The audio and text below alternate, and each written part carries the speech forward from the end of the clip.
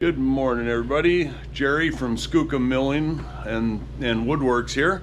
Just coming back to you for the next episode of how we're dealing with our, continuing on with our cedar power pole milling process. So last video I showed you we ran the rough cut boards that came right off the sawmill through the planer, and got both sides all flattened out and smooth and nice. Now we need to deal with the edges of each board because each one has, of course, the marks from the sawmill, and we don't know if they're completely straight or not. So we're going to run them through our jointer. For those of you that aren't familiar, a jointer is another piece of woodworking machinery that is for straightening the edges of boards out, making them square to the face. So that's what we're going to do today.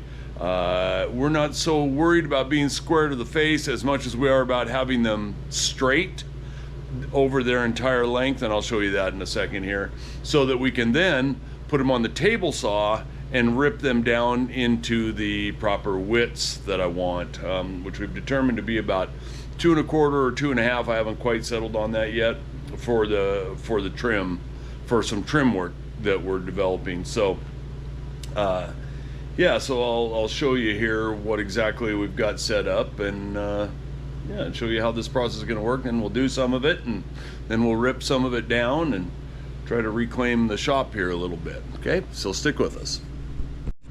Okay, a few days ago we showed you the video of running all the lumber through this planer. What this does, it's got 3 long knives in here that rotate, and they smooth out the top and bottom of the faces of the lumber. So we ran these through. They were rough cut off our sawmill. Now they're nice and smooth. We ran all of those through. We did all of this as well. Now the problem is we got to deal with the edges of the boards. Okay, when they come off the sawmill, they're rough. I don't know if this really picks it up, but yeah, it does pretty good. You can see the roughness. They also may not be straight down their length. Okay, they could have a little bow in them, or a hump in them, and we want to be able to split these. Sorry, trying to juggle all this with one hand. We want to be able to split these down the center with the table saw. Well, if we don't straighten out one edge, then we end up with if this edge was crooked and we tried to rip it on the table saw, we'd end up with 2 crooked edges. They'd be parallel to each other roughly, but they would not be straight. And so we've got to do that. So what we've got to do is plane or joint, what they call jointing the edges of all these boards and remove that roughness. And that's performed here on our jointer. The jointer has, much like the planer, it's like kind of like a small version of the planer. It's got some very sharp knives right down in here that spin at a high rate of speed. There's 3 of them in there too. And you push the board across those blades and it smooths it out. There's a lot more technical details about it, but for the intents of this this video, that's really all we need to talk about. So that's all we're going to do, is we're just going to run those boards across here. It's going to smooth each side out.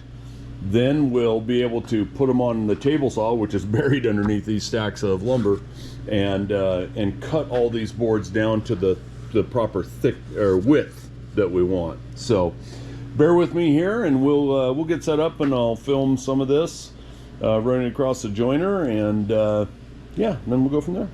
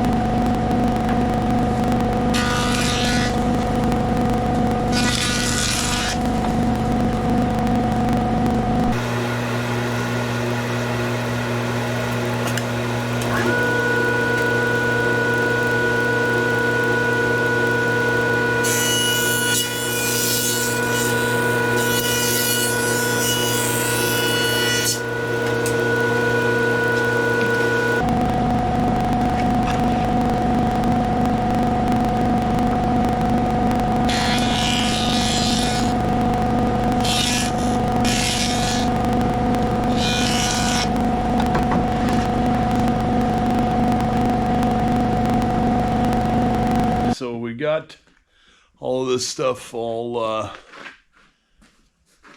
got it planed on both faces, got it jointed down both sides.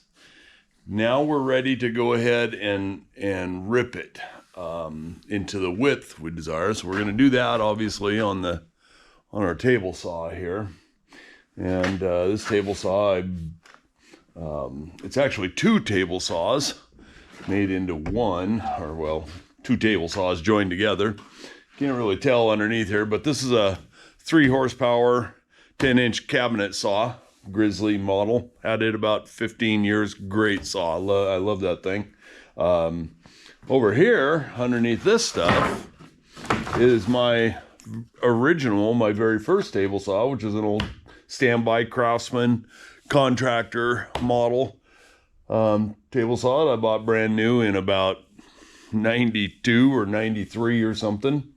And so I saved this one for, I leave it just for dados, for cutting dados in boards. And they're joined together in the middle by my router table right here. I've got a 3 horsepower Makita router underneath there. And so I'm able to use the table saw fence with this table saw, or with the router table, or with the dado table. And so it works pretty good. And I built a full width, it's about 7 feet long, outfeed table that connects them all. And then they've got, both table saws have these flip up wings that come off that are hinged, and they can fold down if I want more room in here. But it makes for a nice big long outfeed. So even when you're by yourself and ripping a sheet of plywood or something, you can handle it all because you got plenty of outfeed. So anyway, so we'll just be setting the table saw up here to rip this stuff. We're gonna probably, I think what I'm gonna do in order to maximize the yield is I'm gonna rip everything to 2 1/4. I was gonna do 3-inch, but I just end up with too much waste. I end up with all these small little thin strips that I won't ever use for anything. So I think, you know, so like I said, and I don't mean to keep repeating myself, but this is gonna, most of this is gonna be trim for my cabin. So I think I'm just gonna do 2 1/4. That way I can get 2 strips out of each one, and doubling my yield and making this go a lot further. So I think that's what we're going to do. So all we do is just crank the old table saw up here, get it up high enough that it'll easily cut through. So we're plenty high there. Just for reference, yeah, we're good. And then we set it to 2 1/4 inches here. A little steel rule that I use, and I just bring it over here and set it to 2 1/4 inches.